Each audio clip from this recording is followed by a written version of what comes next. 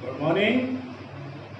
कल हमने दिए थे असाइनमेंट 3 और असाइनमेंट 4। आज हम उसको डिस्कस करेंगे। उम्मीद है आप लोगों ने भी करके देखे होंगे। ठीक है, ओके।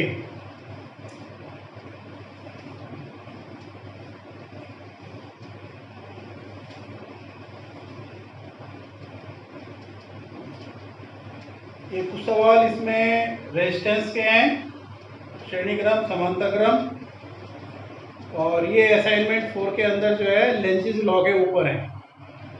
ये क्वेश्चन अक्सर जो है एग्जाम्स में आते हैं, तो we have to discuss. Okay,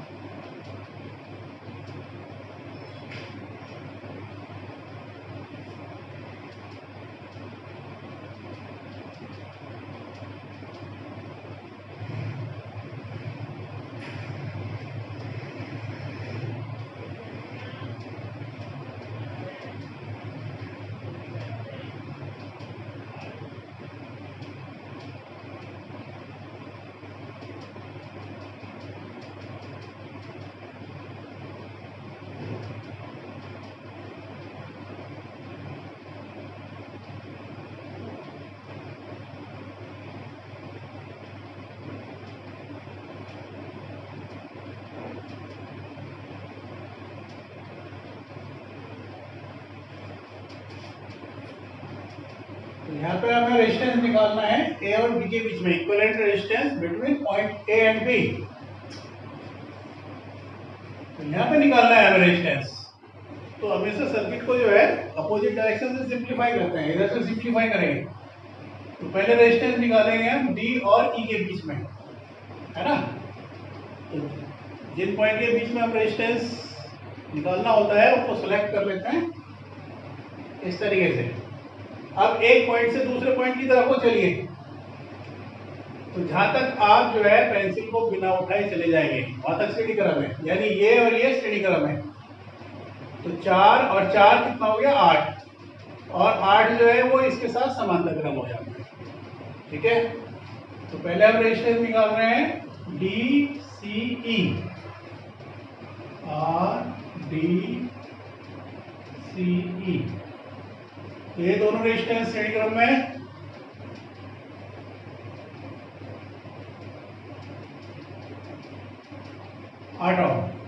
अब निकाल रहे हैं रेजिस्टेंस बिटवीन डी और ई।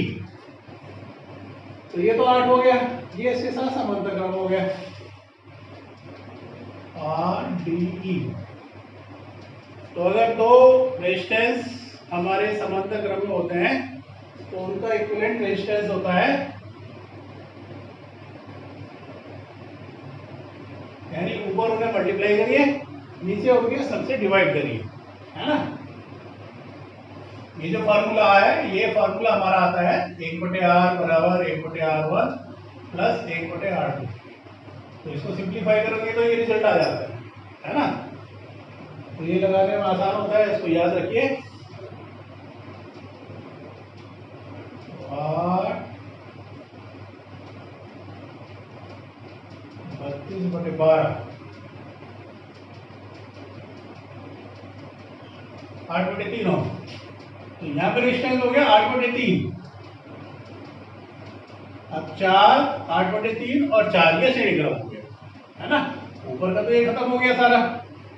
तो यहाँ पे इक्विवेलेंट रेजिस्टेंस डी और ई के बीच में कितना है, 8/3। तो एक ये रेजिस्टेंस है, एक ये रेजिस्टेंस है, एक ये रेजिस्टेंस है। तो ये तीनों क्या हो गए, श्रेणी क्रम में हो गए।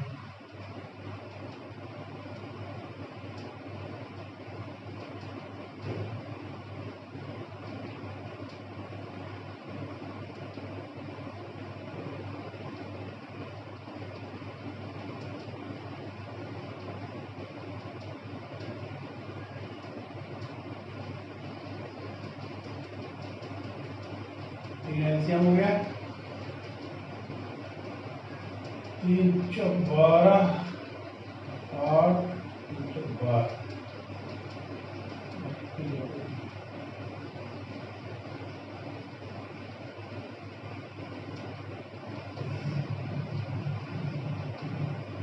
टोटल रेजिस्टेंस ए और बी के बीच में हो गया 32/3 ओम। ओके, इंपॉर्टेंट क्वेश्चन है।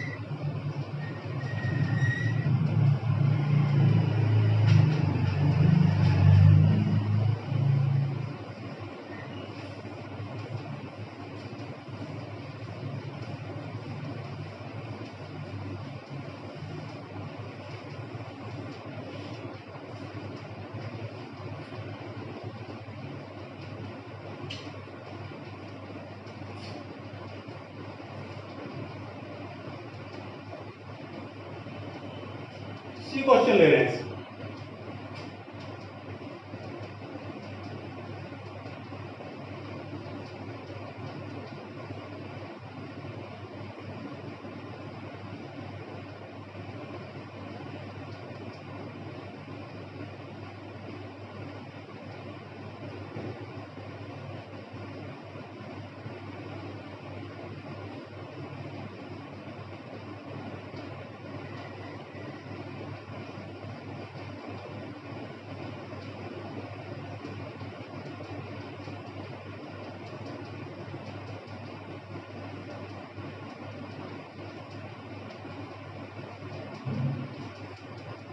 तो इस तरीके से सर्किट है और हमें इक्विवेलेंट रेजिस्टेंस फाइंड करना है between point A and B.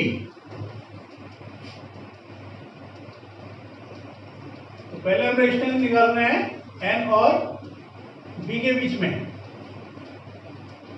तो ये वाला रेजिस्टेंस इसके साथ समांतर क्रम है, तो आर एन बी, तो ये इसके साथ समांतर क्रम है।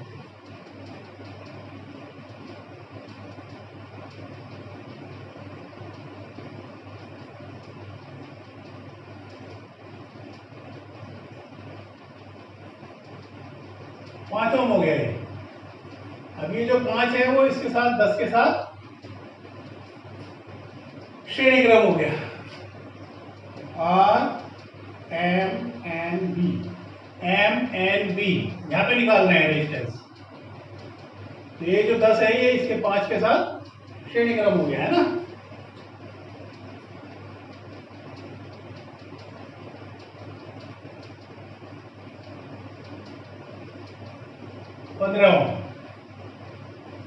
अब ये जो 15 आया ये इसके साथ समांतर हो गया।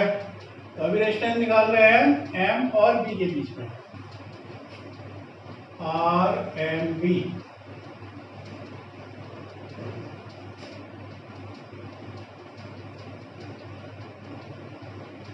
है ना, ये ध्यान रखिए कि जब भी जो दो रेजिस्टेंस होते हैं श्रेणी क्रम में तो इक्विवेलेंट रेजिस्टेंस होता है R बराबर R1 प्लस R2, और समांतर क्रम में है तो समांतर क्रम में ऊपर उनको मल्टीप्लाई करिए, नीचे उनके सम से डिवाइड करिए।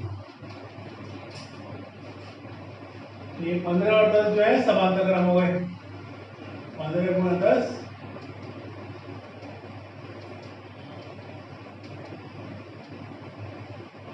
6 ओम। तो M और B के बीच में टोटल रेजिस्टेंस हो गया 6 ओम। अब ये जो 6 ओम है ये इसके साथ श्रेणी क्रम हो गया।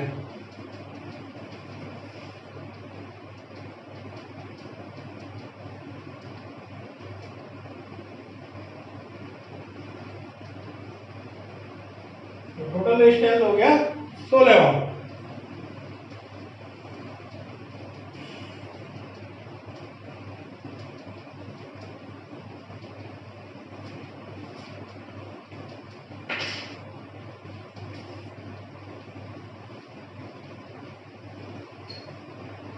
ओके,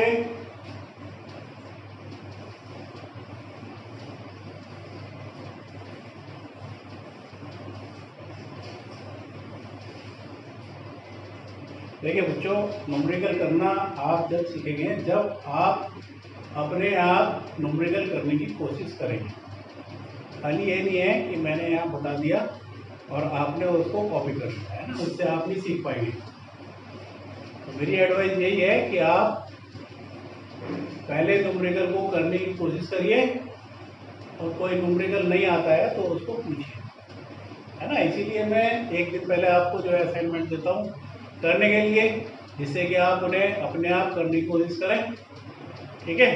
और अगले दिन वो जो है मैं आपको बताने की कोशिश करता हूँ। लेकिन सीख आप जब भी पाएंगे जब आप जो है उनको न्यूमेरिकल्स को अपने आप सोल्व करेंगे। ओके, चलिए, now we are going to discuss question number 1। कौन सा है? चलिए ई लेते हैं। क्वेश्चन नंबर 1 का ई पार्ट।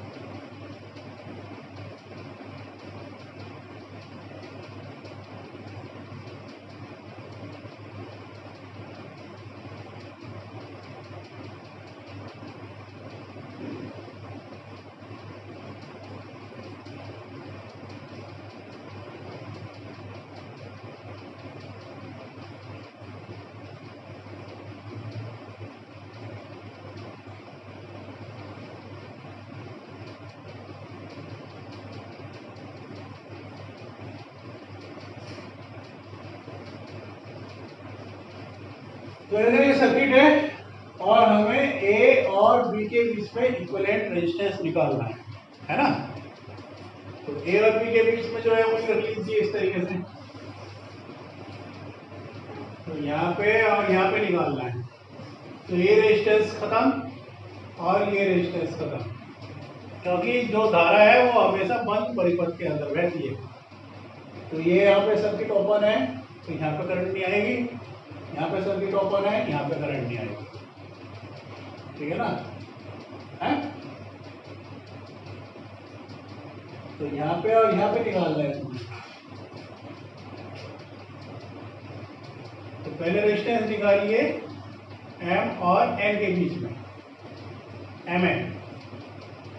तो ये 10 और ये 10, तो ये हो गया तुम्हारा 20, और ये 10 और ये 10, ये तुम्हारा हो गया 20, और 20 और 20 जो है ये हो गए हमारे समांतर क्रम, ठीक है ना, दिखाई दे रहे ना, 10 और 10 20, 10 और 10 20। तो R M N, R1 R2 R1 plus R2, 20 गुना 20, 20 10 और, ठीक है। अगर दो रेजिस्टेंस जिनकी वैल्यू समान है और वे समांतर क्रम में हो तो वो उनका इक्विवेलेंट रेजिस्टेंस कितना होता है? आधा। आप लिख सकते हैं सीधा, है ना। श्रेणी क्रम में तो डबल हो जाता है, R बराबर R1 प्लस R2, समान है तो डबल हो जाएगा R और R2 हुआ। और अगर दो रेजिस्टेंस समांतर क्रम में है तो इक्विवेलेंट रेजिस्टेंस कितना हो जाता है? आधा हो जाता है ना। इसके मैंने फार्मूले बताए थे कि अगर समान रेजिस्टेंस जुड़े हुए हैं श्रेणी क्रम में, इक्विवेलेंट रेजिस्टेंस कितना होता है, और समांतर क्रम में है तो कितना होता है, बताया था ना। श्रेणी क्रम में होता है N इंटू R, जितने रेजिस्टेंस उससे मल्टीप्लाई हो जाता है, और R पैरेलल होता है R बटे N। अगर N रेजिस्टेंस समांतर क्रम में जुड़े हुए हैं तो इक्विवेलेंट रेजिस्टेंस होता है R बटे N, है ना। चेक करना, ये मैंने बताया था समरी के अंदर। चलिए, तो ये हो गया हमारा 10 ओम। अब यहाँ से चलिए, तो ये तुम्हारा पूरा जो सर्किट है ये बीच वाला, ये 10 ओम के बराबर है, ठीक है ना। अब 10 ये हो गया, 10 ये हो गया और 10 ये हो गया। R A B, R1 R2 R3, 30 ओम, ठीक है। चलिए एक दो क्वेश्चन इसमें से करके देखते हैं असाइनमेंट 4 के अंदर से।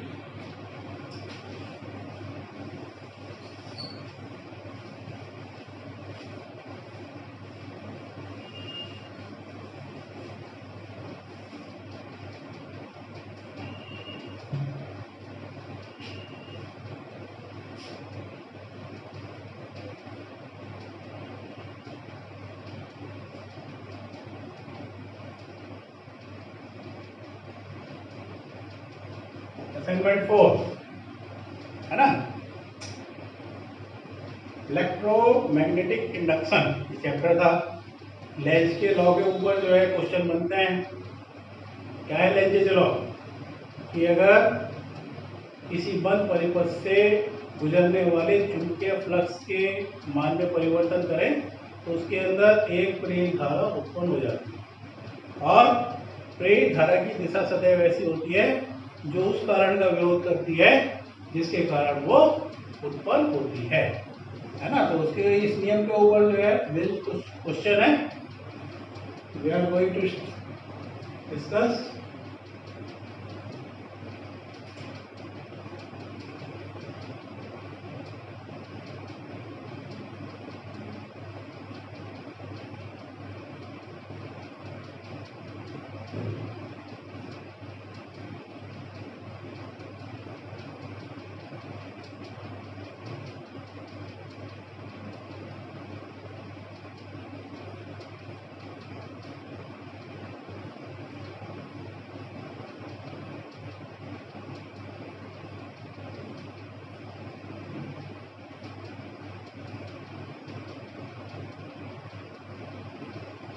ये फ्रेम है हमारे पास आयताकार ABCD। ये इसके अंदर v वेलोसिटी से एंटर कर रहा है, ठीक है। दिस इज 1,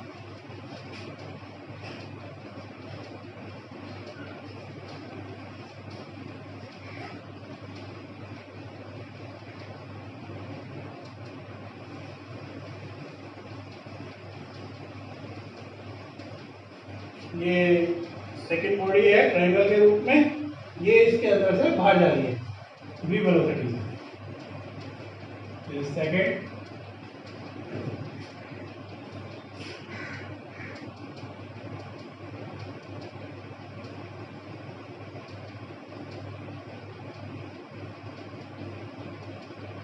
ये v वेग से इसके बाहर आ रहा है।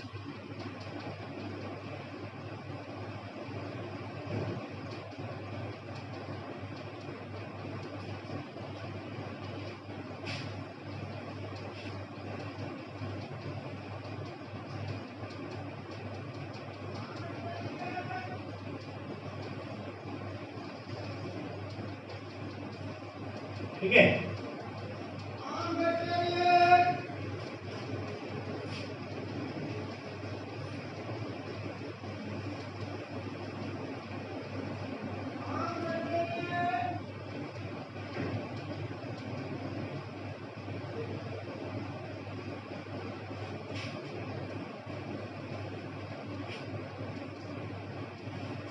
तो सबसे पहले हम इसको डिस्कस कर रहे हैं।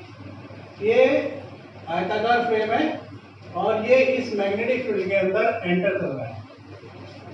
तो जब ये एंटर करेगा तो इससे गुजरने वाला जो फ्लक्स है वो चेंज होगा, है ना। जैसे जैसे इसके अंदर आएगा वैसे वैसे इसके अंदर से जो है फ्लक्स ज़्यादा गुजरेगा।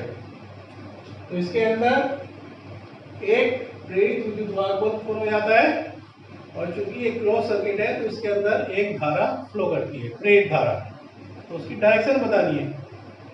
तो डायरेक्शन बताने के लिए हमारे पास है लेंज का नियम, कि जिस कारण से चुंबकीय फ्लक्स जब किसी बंद परिपथ से गुजरने वाले चुंबकीय फ्लक्स के मान में परिवर्तन होता है तो परिपथ में एक प्रेरित विद्युत वाहक उत्पन्न हो जाता है, प्रेरित धारा उत्पन्न हो जाती है, और धारा की दिशा ऐसी होती है जो उस कारण का विरोध करती है जिसके कारण वो उत्पन्न होती है।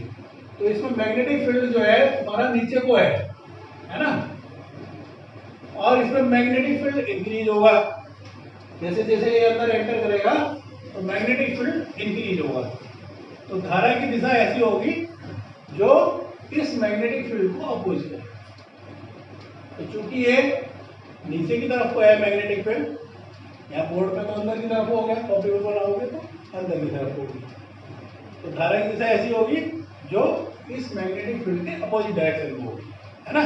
तो हमारे पास फ्लेमिंग के दाएं हाथ का नियम है, तो हमें मैग्नेटिक फील्ड चाहिए बाहर को, है ना।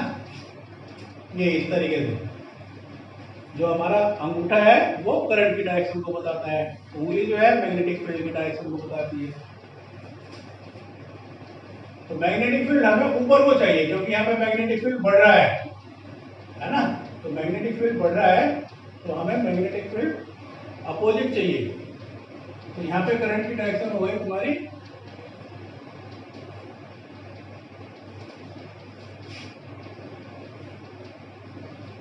फर्स्ट के अंदर करंट की डायरेक्शन होगी ए बी सी डी।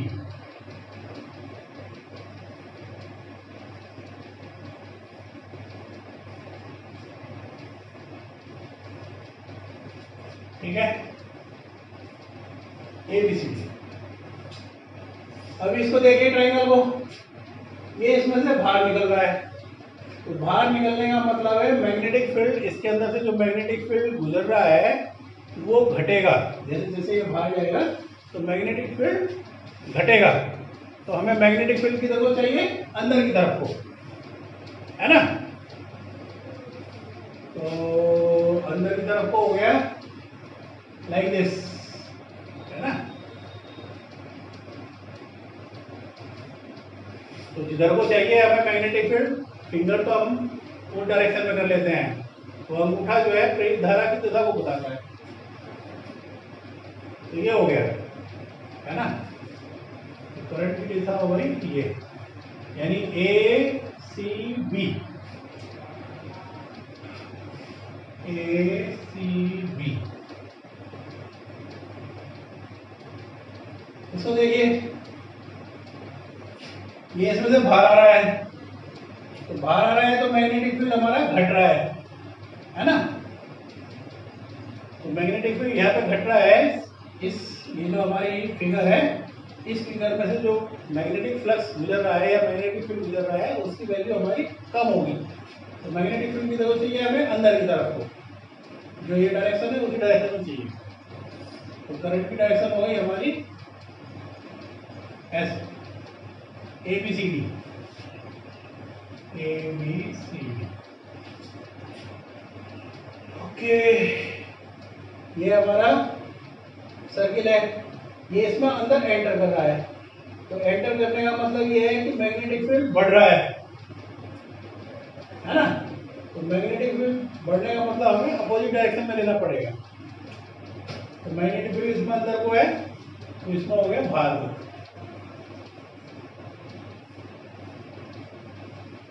करंट की डायरेक्शन हो गई A B C D, A B. Important question है, एनसीईआरटी की प्रॉब्लम है ये, है ना। चेक करना, तुम्हारी बुक के अंदर पहली प्रॉब्लम है, पहला क्वेश्चन। चलिए एक और क्वेश्चन डिस्कस करते हैं हम इसके अंदर।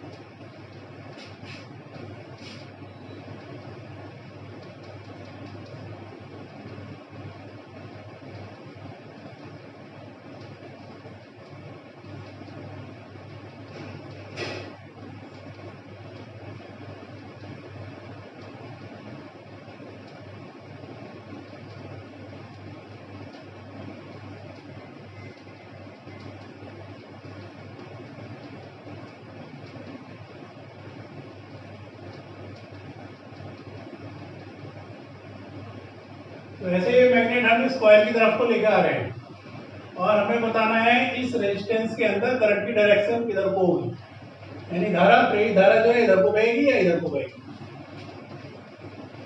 चूंकि हम इसको इसके पास लेके आ रहे हैं तो यहाँ पे फ्लक्स चेंज होगा। इस जो हमारी ये कुंडली है इसमें फ्लक्स चेंज होगा और फ्लक्स चेंज होने से इसके अंदर एक प्रेरित धारा उत्पन्न होगी।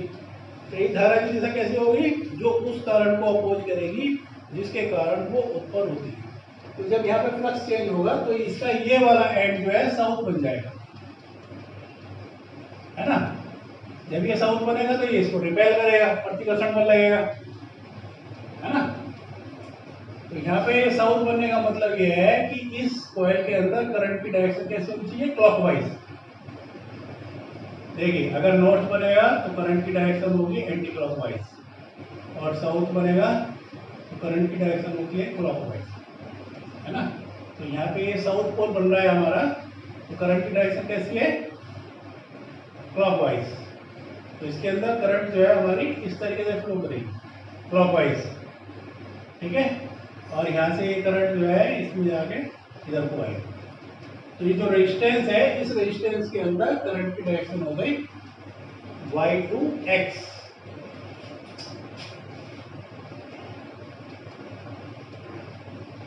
प्रेरित धारा की दिशा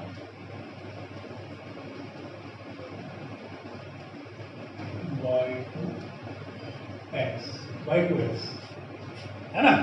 अब ये क्वेश्चन है 1 नंबर में आएगा तो सीधा तुम बताओगे करंट की डायरेक्शन y2x। और इसी को वो 2 नंबर में पूछ सकता है कि कारण बताओ करंट की डायरेक्शन जो है किधर को होगी, है ना। तो फिर उसमें लेंज का नियम भी लिखेंगे। लेंज के नियम के अनुसार किसी बंद परिपथ से गुजरने वाली चुंबकीय फ्लक्स के मान में परिवर्तन होता है तो उसमें प्रेरित धारा उत्पन्न हो जाती है और प्रेरित धारा की दिशा सदैव ऐसी होती है जो उस कारण को अपोज करती है, ठीक है ना। तो उसको एक लाइन में तुम उसको एक्सप्लेन भी करोगे, एक लाइन में 2 लाइन में। चलिए क्वेश्चन नंबर 4 समझ में आ गया, है ना। इस मैग्नेट को इधर को लाएंगे तो यहाँ पे फ्लक्स चेंज होगा। फ्लक्स चेंज होने से इसमें एक प्रेरित धारा उत्पन्न होगी और प्रेरित धारा बहने से इसका ये वाला एंड साउथ बन जाएगा, ये नॉर्थ बन जाएगा। ये जो साउथ एंड बनेगा ये इसको रिपेल करेगा।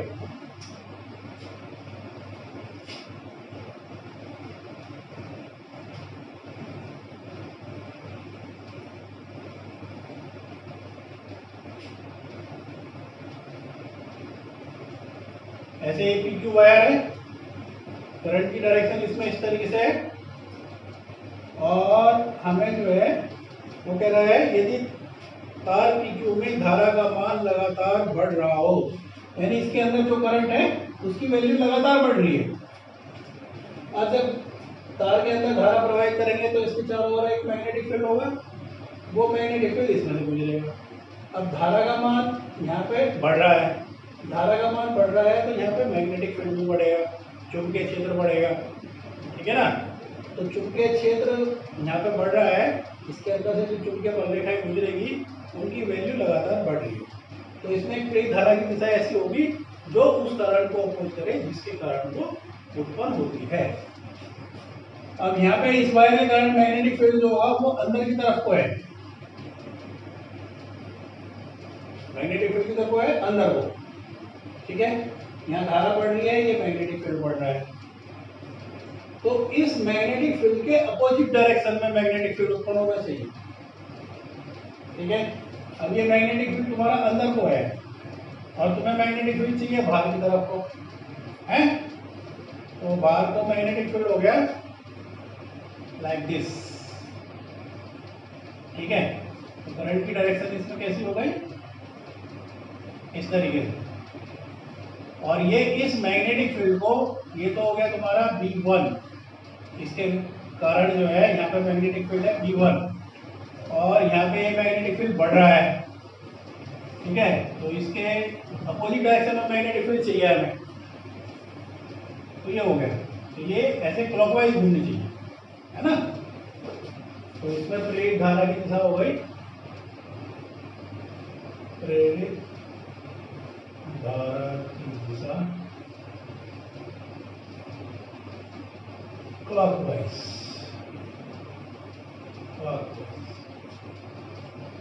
है, इसको वामाव्रत भी बोलते हैं, वामाव्रत, हिंदी में वामाव्रत बोलेंगे। और जो एंटी क्लॉकवाइज है उसको बोलेंगे दक्षिणाव्रत। ठीक है, तो ये हो गई हमारी जस्ट फॉल। धारा का मान लगातार बढ़ रहा है तो नीचे दिए लूप में ये धारा की तरफ हुआ।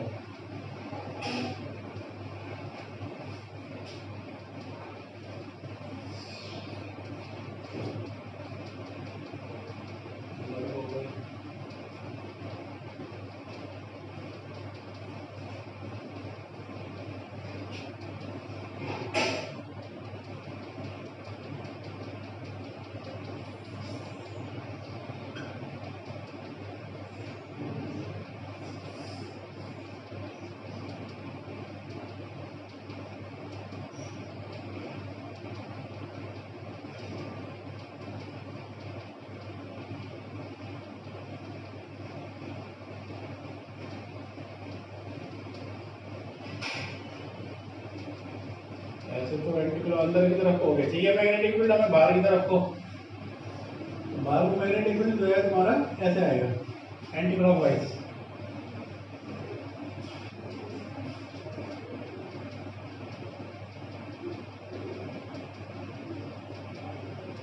एंटी क्लॉकवाइज यानी दक्षिणावर्त।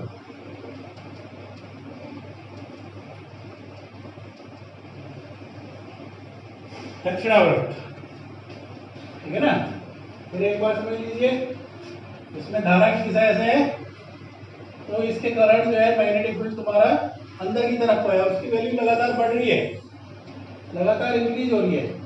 अब तुम्हें मैग्नेटिक फील्ड की डायरेक्शन ऐसी चाहिए जो बाहर की तरफ को, जो इसको अपोज करे। यहाँ पर बढ़ रहा है ना मैग्नेटिक फील्ड, तो मैग्नेटिक फील्ड जो है तुम्हें बाहर को चाहिए, इधर को। तो ऐसे ये डायरेक्शन हो गई तुम्हारी बाहर, इसमें करंट की डायरेक्शन हो गई ये एंटी क्लॉकवाइज।